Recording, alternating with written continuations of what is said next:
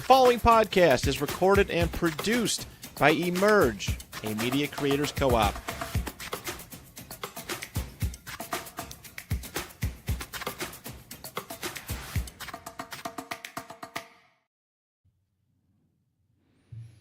Good afternoon, ladies and gentlemen. This is the Defion Productions podcast. I am your host, the hardest working nobody in Bitcoin, Don. This is the week in Bitcoin. Got a lot to talk about this week.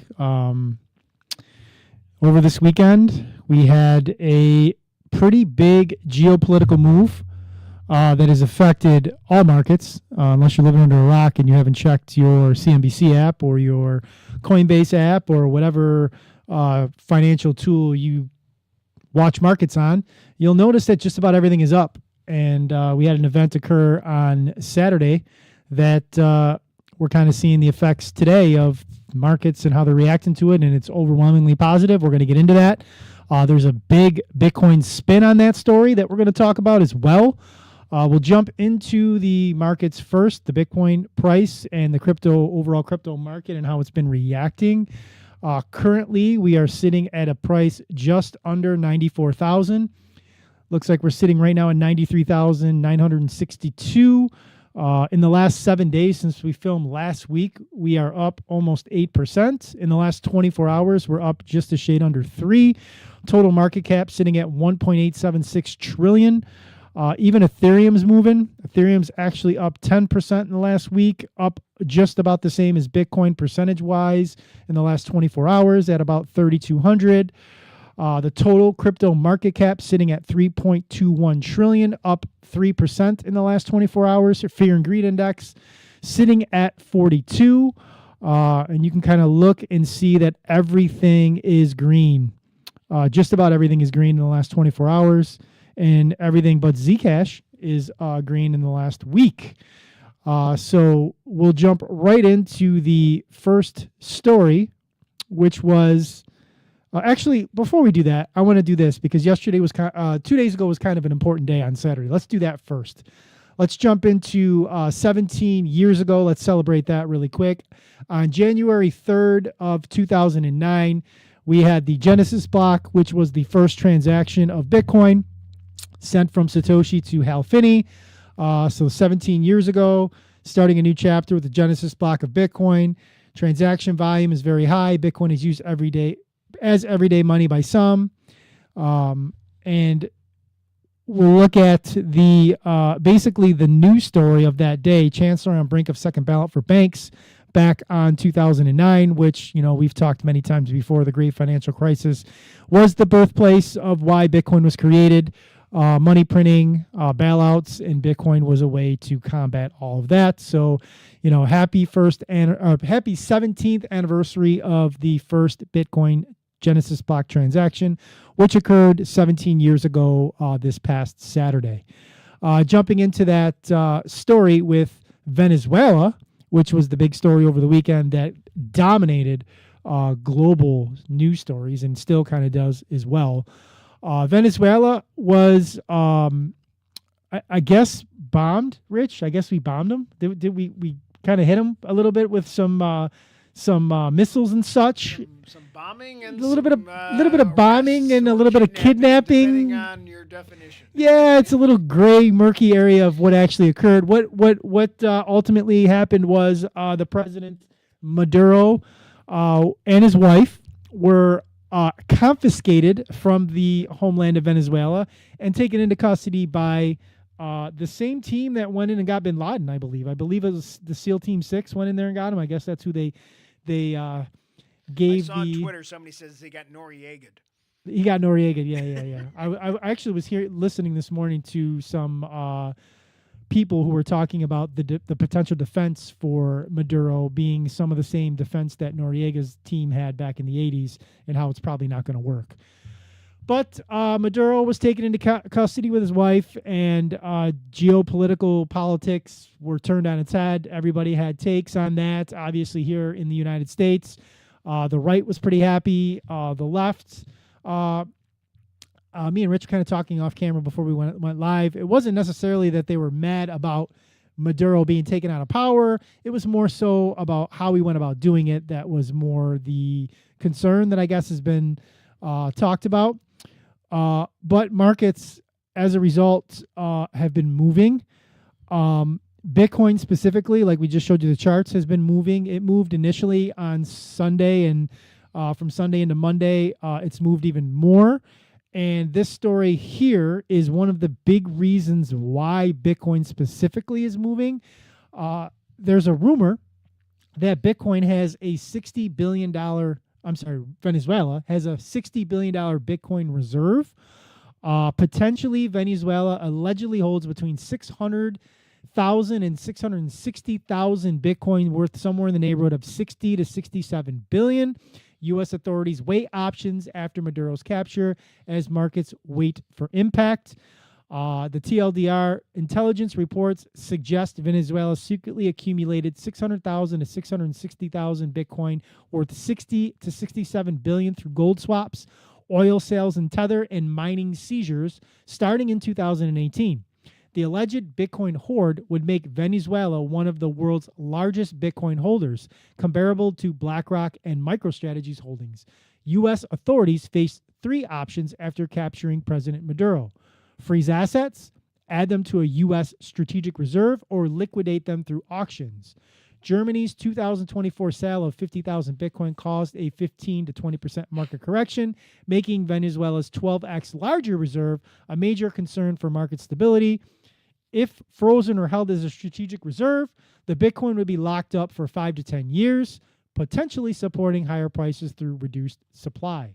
So, you have various tweets that people are tweeting in regards to this potential story here and what it could mean for the overall Bitcoin price.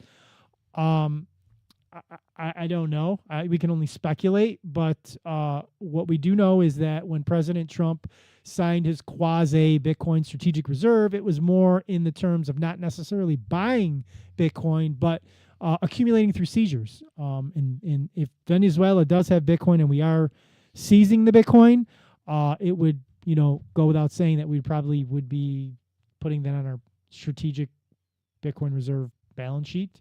But the bigger story, this is a Bitcoin podcast and we talk about Bitcoin and crypto, but the bigger story is really the oil. Rich, do you have any thoughts on Venezuela's oil supply and what that could mean for part of the reason of why we, kidnapped Homeboy? It was funny because we've been hearing for months that it's about the drugs, and we've got to stop the fentanyl, and we're bombing these boats, and then blah, blah, blah. And then he comes out, and his own people were saying that it had nothing to do with oil. And then he came out and said it's about the oil. Like, he came out and said in his press conference that it was about the oil. So he said it. It's not it's not my opinion. You can go watch the speech. He said it's our oil. They stole it from us, which isn't true. It's their oil. It's not our oil. Trump was saying that Venezuela stole the oil from us. Yes, because there used to be an agreement where the United States and other countries were allowed to drill the oil when Venezuela was not that developed of a country. As they become more developed, they decided that was their natural resource, and so they essentially said, we're ending those contracts. And they compensated those companies for all the equipment and everything, but it said you're no longer going to be allowed to drill our oil. And that happened. I forget what year because I read the article a while back. I did my own research on it. They're the biggest holder of oil in the world, even more so than Saudi Arabia. They have the biggest supply. Yes. And let's be honest, I think that's what this is all about. I mean, this is not about the drugs. We took out Saddam for the oil. Yes. So what? I mean, but we didn't admit it. Like they actually are coming out and saying that we're going to run the oil, and we're going to drill, baby, drill, and we're gonna be in charge now. And what is this? What does this mean? Like, I don't know geopolitics well enough to know like how this plays, the potential scenarios of how this plays out. Like, we take out Maduro, Trump. From what I saw, and I don't think it was AI, I think it was real, he was making some insinuations of us taking over the government in the interim. But then I saw today that they swore in. We're going to be running. I watched the speech. He did say that, right? Venezuela. We're going to be running. And he threatened the new leader, which is the vice president. Yes. Who won a Nobel Peace Prize? Is that? I believe so. So the vice president, somebody in this whole story won a Nobel Peace Prize, but was advocating for some sort of, Dude, it's wild. All this is Well, just I mean, really like, crazy. there's, and it's just, that's, I mean, it's the same thing because he was yelling about Greenland today too, and then he was yelling about Somalia because there's oil reserves in both of those countries. So this is about the oil. I mean, this isn't a new thing for America. It's, so it's not like the only thing Trump's doing differently is he's being honest about it. Like he's coming straight out and saying that we want the oil. Like, because I'll give him that for sure. He's being on, like, I mean, and it's not like he's been talking about this. It's not like he's freeing, like he's not, he was saying some shit about Greenland and NATO and that stuff and Denmark and all that stuff today. So, I mean, it's just, and there's even, it's weird because there is a lot of stuff that's going to affect our relationship with Mexico with this, as well as Cuba, because they've been getting less and less over the years from Russia, are getting a lot of their supplies and their stuff I saw that. Venezuela. I did see that potentially this could be a move, especially with Marco Rubio being involved. This is the theory that people have, because Marco Rubio is Cuban. Yes. And I guess in the Cuban community, especially like what would you call them? Cuban American, not necessarily born in Cuba, Cuban American. Community his parents were born in Cuba, but he was are born really in anti-Castro. We're really like trying to go in there and like take over Cuba. The end game is like more Cuba than it is Venezuela, and choking off the supply of Cuba makes it more likely for that. Is that, like, as we learned in Iraq and Afghanistan, we're great at going in and bombing and blowing shit up and killing people. Terrible at establishing But we governments. don't know how to run these countries. Yeah. And we don't have, and we can't run our own country all that well. We're not running our own country well. Yeah, exactly. Great point. Tells me we're going to absolutely run Cuba great point. And Greenland Absolutely we could great run point. with a penguin, because it's like there's 12 people in Greenland. It's, I mean, not that I want to do this, but but we'll screw it up. Here's my question for you, as you being the more geopolitical guy, and I'm the Bitcoin guy. This is what I was thinking. My first thoughts when I saw the story, like my initial first 40 seconds of seeing the story. And again, I'm not geopolitics guy, and this might be a terrible take. I thought if what Russia did to Ukraine was so bad, like going in and just invading a country, right, how is what we did any different? Just from an optics standpoint, I know that there's different reasons why Russia did what they did and reasons why we did what we, but Ukraine's a sovereign country and they got invaded. Venezuela's a sovereign country and we invaded them. So on the surface, what's the difference between what Russia did and what we did?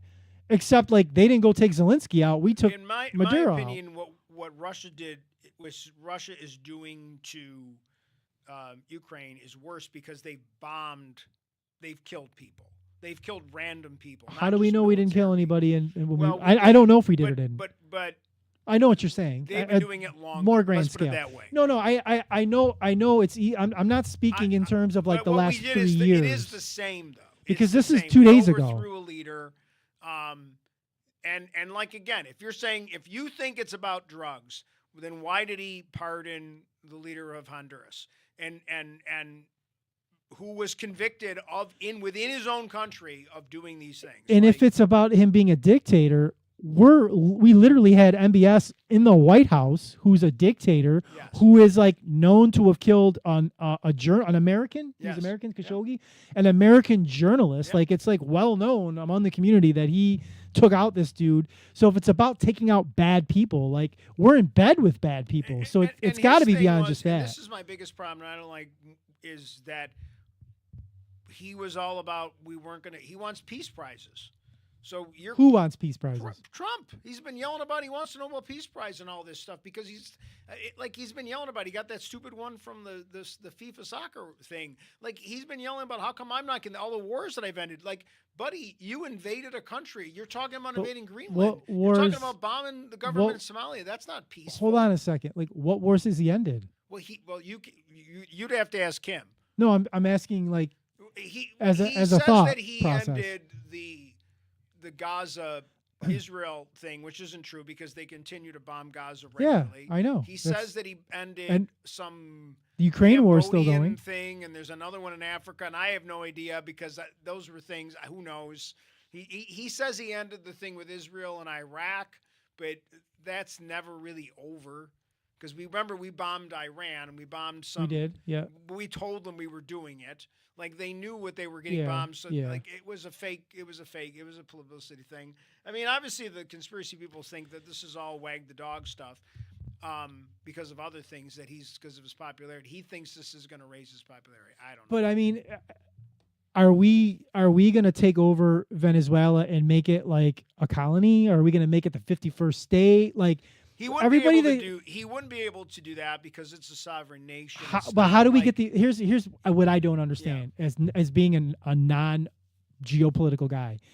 We take out we take out Maduro, we get him out of the country, we're going to put him on trial and try to convict him. I get all that. But like people that are saying we're going to take control of the oil, how do you take control, and even the Bitcoin, which is a bigger story for this podcast. The way I think he'll do this is they will install, we've done this in other countries before, much smaller countries by the way, like in Central America. We put in the leader we want. Right. They get somebody to play ball. Okay. And then that leader will pass things like the United States gets oil rights.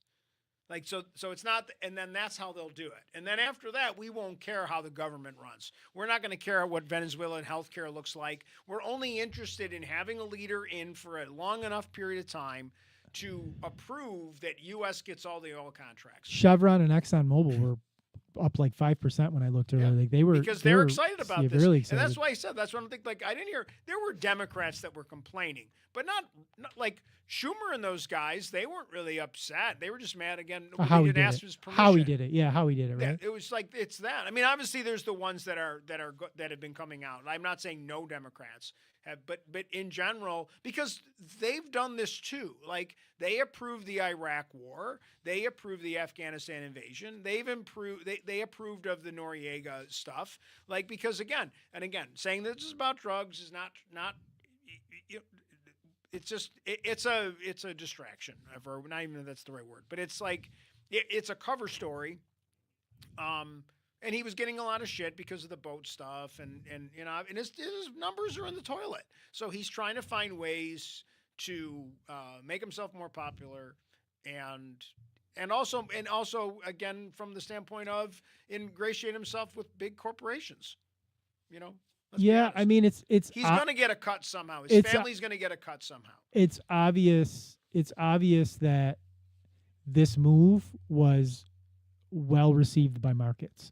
So from that standpoint, at least 48 hours later, it's a success in terms that the stock market ripped today, commodities were up today, Bitcoin is up today. Yeah. The thought that we're going to be taking over potentially the country with the biggest oil supply is going to be bullish for our economy. And if at the end of the day, I think what goes without saying is like President Trump, more than probably any president in history, is absolutely obsessed with performance of the economy. Everybody says it, like presidents say it politically, but I think Trump actually is obsessed with performance of the economy, which is why I think like if you're an investor in assets, like you have to be bullish about the next 3 years because he's going to do everything he can within his power to make sure that asset prices continue to rise, which outside of Bitcoin was flat for 2025, but everything else had a good year. Yeah. And I think we'll continue to do so. And to be honest, the market did really well under Biden too. Like we're up. I mean, I went back and looked.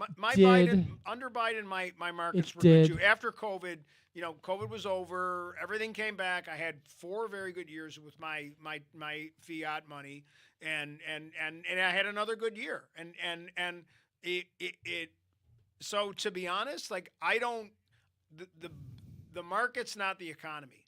Like, no, it's not. And that's a thing that Wall Street and Main Street are completely two separate entities for sure, 100%. And he's gonna, both these presidents any president will say the economy's great because if the market's up, and then if the market's not up, they say, well, the market's not the economy. So they all say it. I don't care who your president is. They all say the same thing. I got another tweet up here, kind of talking about the Bitcoin with Venezuela. Venezuela's Bitcoin shadow reserve, number 1 shadow reserve. Intelligence reports allege Venezuela quietly building the 60 billion plus reserve in Bitcoin and USDT starting in 2018 to avoid sanctions. Number 2, gold to oil to crypto. 2018, Venezuela exported 73.2 tons of gold, at the time worth 2.7 billion. Gold moved through Turkey, UAE, Iran, then allegedly converted to BTC via over-the-counter brokers. By December of 2025, PDVSA collected 80% of oil revenue in USDT, later washed into Bitcoin. 3, estimated holdings. Gold swaps plus oil settlements imply 600,000 plus BTC, rivaling MicroStrategy and far larger than El Salvador. Why this matters. If seized, the Bitcoin is likely frozen for years, not sold, which is bullish for Bitcoin. And again, if Venezuela does have 600,000 plus BTC and the United States does end up confiscating it, that's more Bitcoin that's not going to move. That's just going to just sit in the cold storage vaults of the United States government. Number one, help establish a Bitcoin reserve that's going to be close to 1 million Bitcoin. And number 2, not moving, which makes the supply less elastic and number go up. So once again, he needs somebody that he can control in the government that would give them the pass key, right? Like they can't just take it. It's not like you. I mean, we talk about this all the time. It depends on how they are custodying it. Right. It's a lot of can't factors. imagine they just got it in like Gemini. Yeah, I know, but somebody's got the key somewhere. But that's what I was saying. Then he's got to have somebody that is willing to give him the government, the American government, the thing. I don't know if like yeah. like I mean, you're right. Another story that broke today, coinciding with all this Bitcoin Venezuela and the market moving 3% in a day. Bank of America starts to allow its wealth advisors to recommend crypto allocation to clients. And the number that I saw, Bank of America has been having its wealth advisors recommend Bitcoin already. But the number that they were throwing out for portfolios was around 1%. What I'm seeing now is they've upped that number from 1% to 4%, which is a 400% increase from what they were advising their wealth advisors to advise clients before. So that's kind of a big deal. These numbers keep going up. It started at, get 1%. Now we're getting close to 5%. Like it's starting to move the needle a little bit. And it's starting to get, a little exciting on these brokerage houses and these wealth advisors that are, going to be advocating for their clients to put their money into Bitcoin.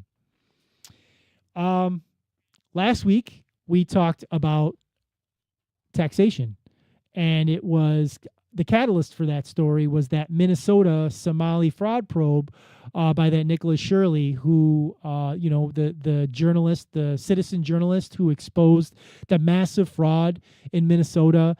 We covered that last week. We talked about it. And as of, I believe this was today. I don't know if you've seen this, Rich.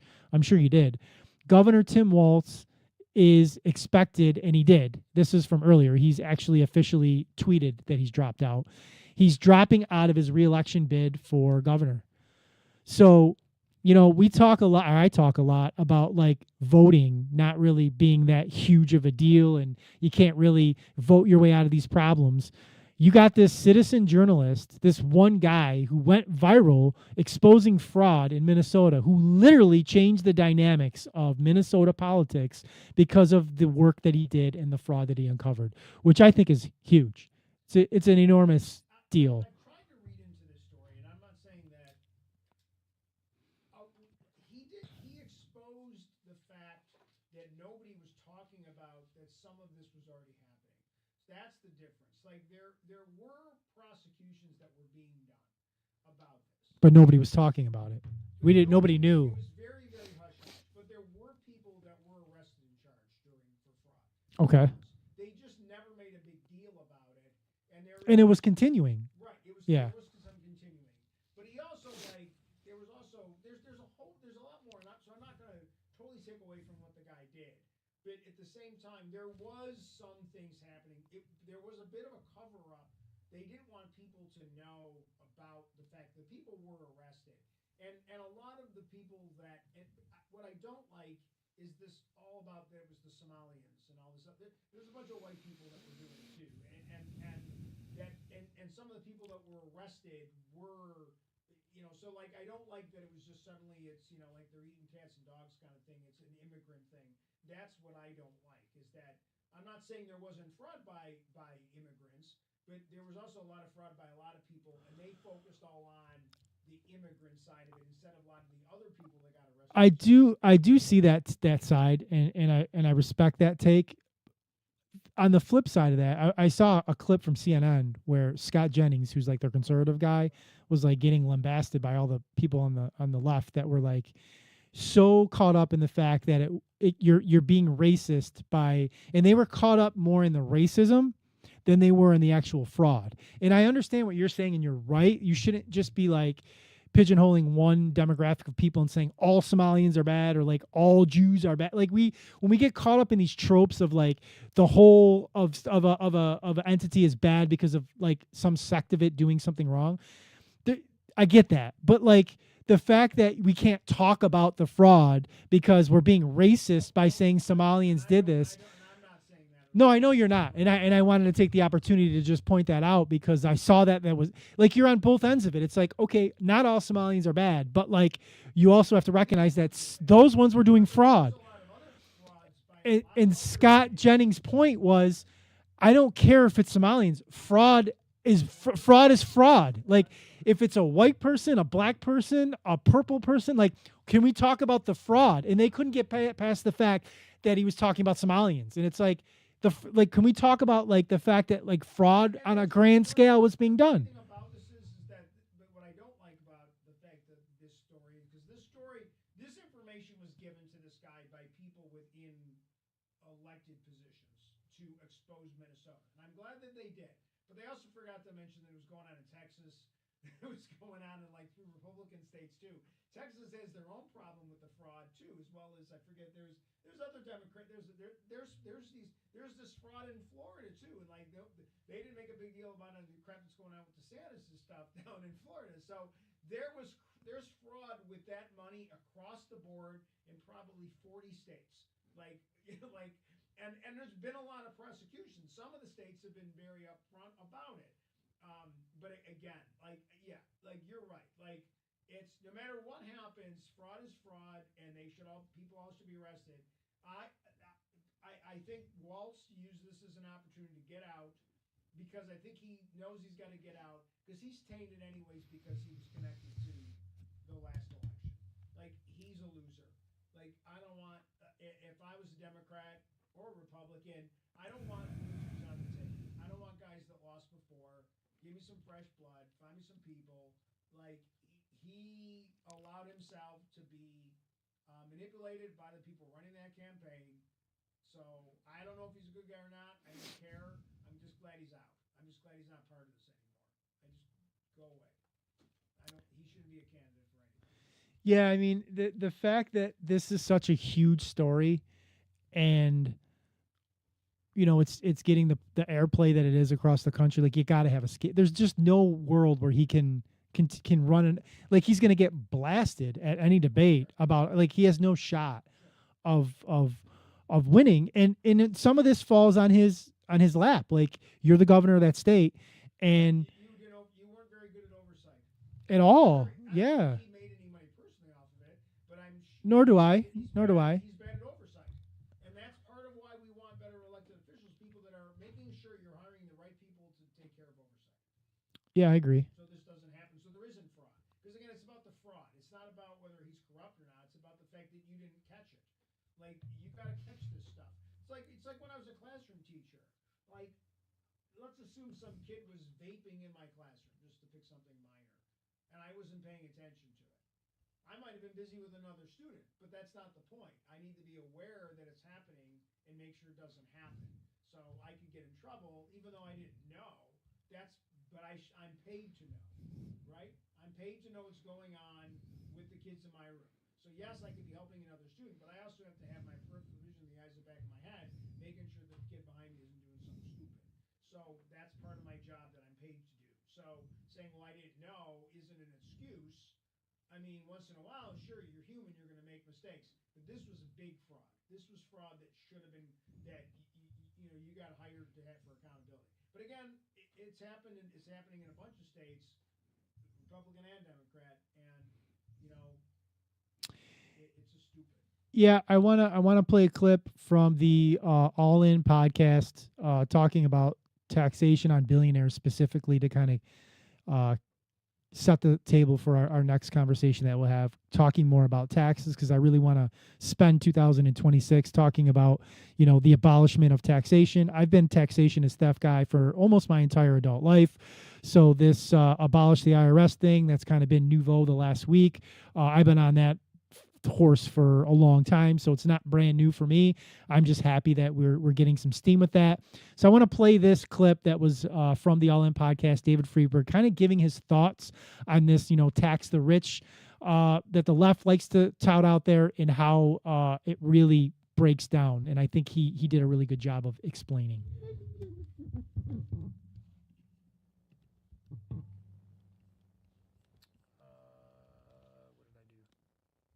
Up to this entirely new tax system that they're proposing to put on all Americans at some point in the United States. And for the first time ever, degrading our private property rights. Forget about how much wealth you have.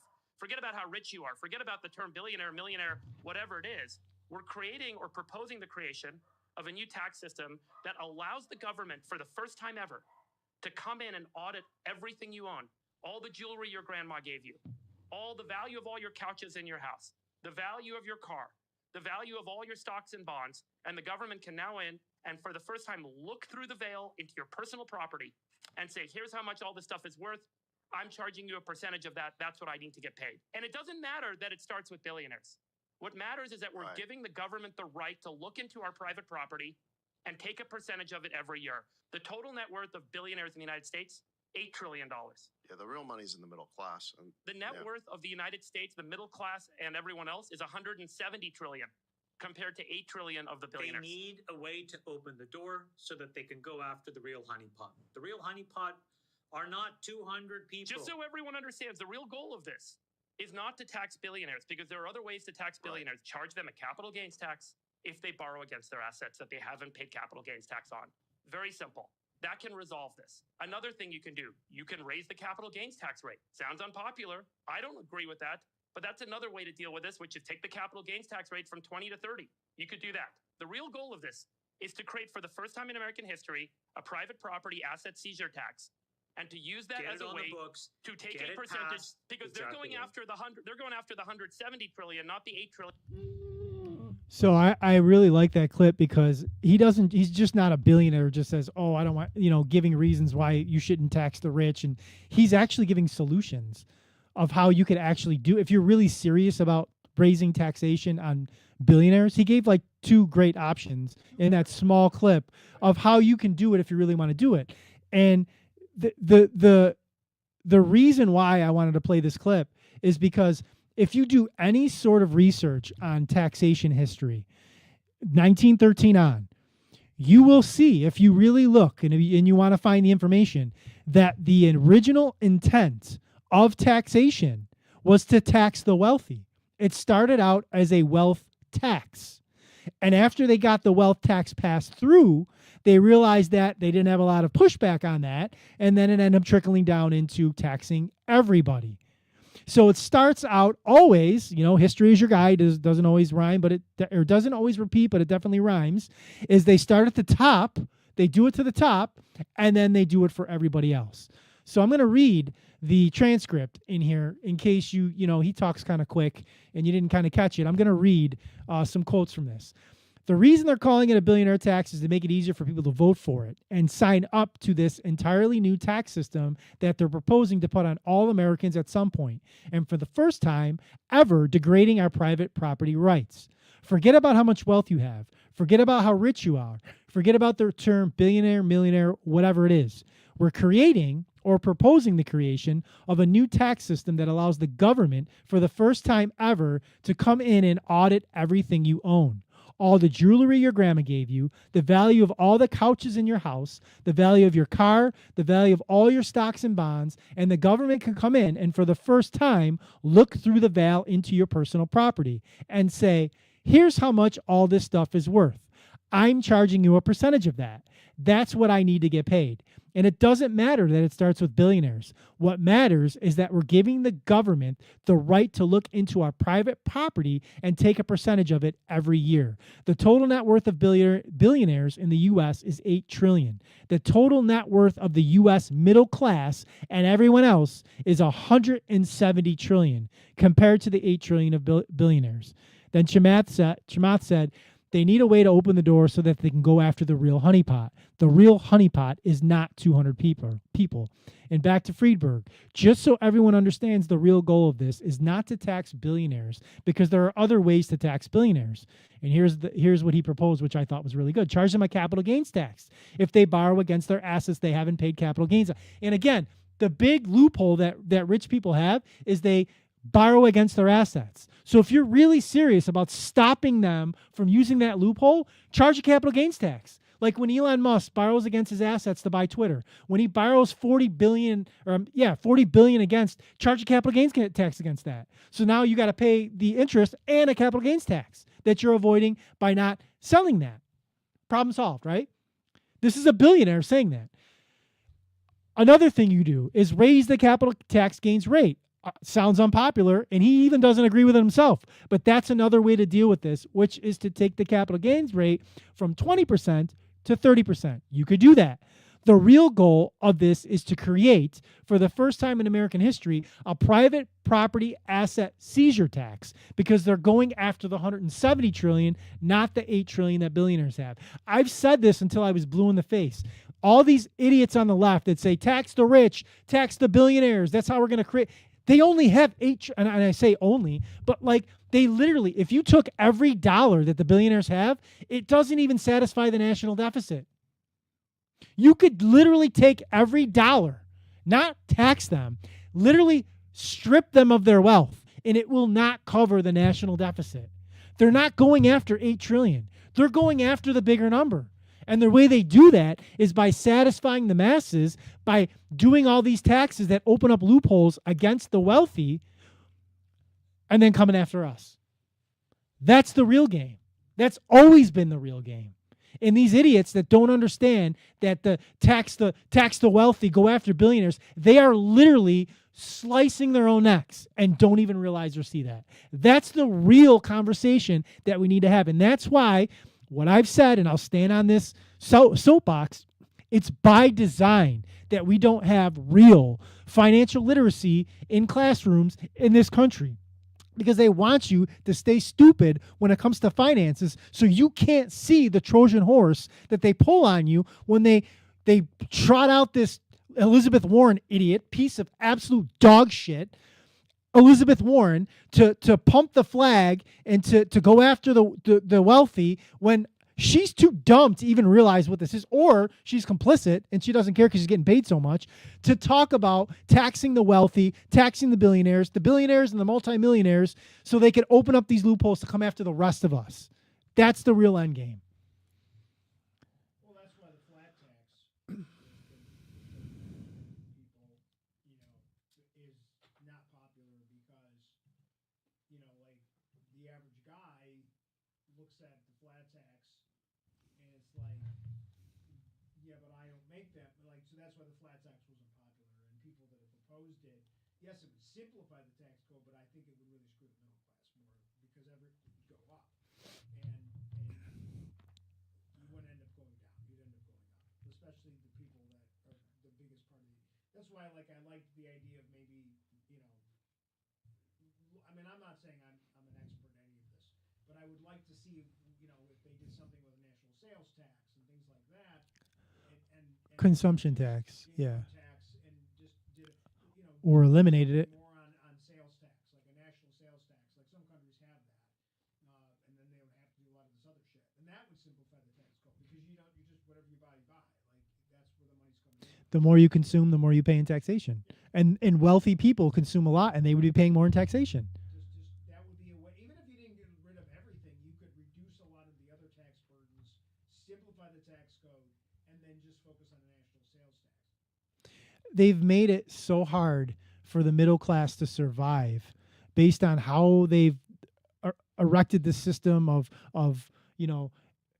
runaway inflation, prices of goods and services going up, it's so hard to catch up. If they just merely eliminated taxation on income, and when you got your paycheck, you saw every dollar of that paycheck, it would have such a positive benefit. And then if you flip to, we're going to tax more on consumption, most Americans consume a lot anyways, and you would probably get dollars anyways. Maybe not as much, because hopefully people would smarten up, but I don't have a lot of faith that they would. But at least if you saw more in your paycheck, you get more of control over where your dollars go, because right now you don't. It just gets taken from you. One study that I saw was that it would actually, in the first 10 years or whatever they predicted, the economy would grow ridiculously because people would spend differently, because they would have the money and they would make the choices how they would want to spend. So I want to buy a car, I want to buy a house, I'm going to invest in my house, I'm going to improve my whatever, I'm going to get a new kitchen. It would create all this runoff of money that was going into the economy instead of going directly to the government. The idea is the money would be in the economy first, and then it would trickle down to the government. But it would create until people adjusted. But for that 10 to 15 years, the economy would go nuts because everybody would want to spend that money, so they would need places to spend it instead of it just going directly to the government. So, and eventually there would be a correction, but in that 10 to 15 years, it would work really well, because all of a sudden you'd have this money and you would spend it instead of just never seeing it. Like, you're never seeing it. It's going directly. It would have all gone to the government eventually anyway. Like, you're going to end up, it's like,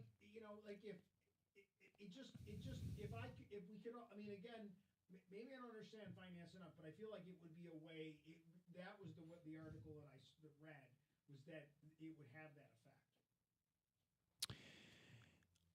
Yeah, at the end of the day, the government, the more revenue the government takes in, the more spending the government does anyways. So, like, this idea that we're going to solve any real problems by taxing people more, whether it be wealthy, whether it be corporation, whatever, like, the government is not a sound, fiscally responsible spender. So your solution is to give the people who have no fiscal responsibility more money. Right. It doesn't work. It hasn't worked. It continues to not work.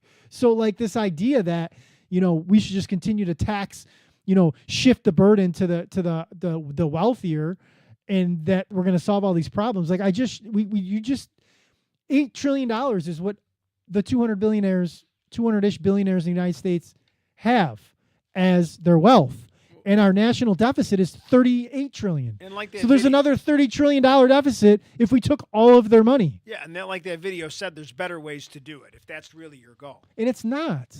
It's not their goal. We know that. We can put this other article on here too, because I wanted to keep it fair. I wanted to keep it down the line, because in this podcast I'm very apolitical. I'm not right. I'm not left. I'm just truth, and I'm just numbers. The Wolf of Wall Streets, he tweeted this earlier. Rick Scott, who's on the right, oversaw the largest Medicare fraud in U.S. history. His company paid massive fines. Then he went on to become governor and U.S. senator from Florida. As an unaffiliated voter, I would just like to point out that fraud has no party. It is systemic. And I thought that was a good tweet to put out there, because everybody is, again, with Tim Walz being the governor and obviously running for the left in the last presidential election as their vice presidential nominee. Everybody's like doing their laps, like, oh, look, the left is well known for their fraud. It's like, it's not just the left. This happens on both sides of the aisle. And people forget Rick Scott, who was the governor of Florida and then went on to become a senator from Florida, was literally overseeing the largest Medicare fraud in U.S. history. So, and he went on after the fact to have all this power. So it's not just the left. It's not just the right. It's a systemic thing. This is just what happens in the United States of America, and it's pathetic. It's absolutely pathetic. Any thoughts on that before I go into this last? No, that's kind of what I said. I just said that, like, if you think that it's only the Democrats committing fraud, then you're just drinking a lot of Kool-Aid, and you just gotta understand that. And I think the people that listen to this podcast, probably for the most part, are pretty balanced. I would imagine that I mean, I probably come across a little bit, less conservative. And I'm a little bit more conservative. But I'm also not a fool. At least I don't think I am. We're all fools, brother. Yeah, we have blind spots. We just don't yeah, see them. You're right. But I like, again, I don't have any bumper stickers. I don't have any signs on my lawn. Nope. I don't have any T-shirts. Nope. I don't, you know what I mean? Like, I don't have any of that. I don't care who. I don't have a are. politician as my avatar on social media. Yeah. I mean, and again, I probably support local politicians, but not nobody outside of my local community. I don't even do that. I'm all set with all of them, just about all of them. We'll end on this really dynamite tweet that I caught earlier today that I specifically captured to end the podcast with. I'm going to read it and then kind of let it marinate and take us out into the end of the podcast. This is terminal acceleration. The debt chart is no longer curving. It is vertical. The United States is now in the parabolic phase of fiat's final cycle. The slope is the signal. You are witnessing the velocity escape of a debt system consuming itself to stay solvent. $6.3 billion per day is plugging holes in an organism bleeding out faster than it can regenerate. This is not debt for expansion. This is debt for survival. Every metric has decoupled from discipline. Tax revenue cannot catch this slope. GDP cannot grow fast enough to stabilize it. Interest payments are compounding into sovereign insolvency. This is simply arithmetic. This is what really matters. Number one, the dollar is now backed by velocity, not trust. The money printer is not optional anymore. It is embedded into the structure. From here forward, every crisis must be met with more issuance. Every shock becomes a reflexive acceleration. This system cannot deleverage without collapse. Number two, there is no political will to reverse this. Both parties have committed to infinite obligations, entitlements, military spending, tax cuts, stimulus, all locked in. The debt spiral is bipartisan. This is why it's permanent. Number three, the Fed is trapped. Rates cannot rise forever because servicing the debt becomes fatal. Rates cannot fall too quickly because inflation roars back. QT and QE are now political tools, not monetary ones. The central bank is now a narrative manager, not a stabilizer. Number four, Bitcoin's role is entering phase shift. At $38.5 trillion in debt, the U.S. has implicitly defaulted on future purchasing power, not officially, but structurally. The silent default has already begun. In that environment, Bitcoin is no longer the trade. It is the benchmark. Number five, gold will rise, but cannot exit the system. Gold is a symptom hedge. Gold is an exit valve. Sovereigns know the difference. This is why cold storage adoption will begin to outpace ETF flows in the next liquidity wave. Number six, real yields are now artificially constructed. The entire treasury curve is a managed illusion. Without constant foreign and domestic manipulation, yields would spike to unserviceable levels. Every auction is a signal of internal decay. The bid is not voluntary, it is engineered. Number seven, asset price inflation is now baked in. The level of debt issuance guarantees that equities, real estate, and hard assets must be continuously reflated or the collateral base evaporates. This is why volatility will return violently. The system must keep pumping or it dies. Final compression. The chart is the moment the mask came off. This is the sovereign equivalent of a margin call defense. It will not end with a taper. It will end with a reset. Bitcoin is the only exit from a system that can no longer self-correct. This is the vertical. The parabola is real. Prepare accordingly. And then we can take a look at this last tweet here.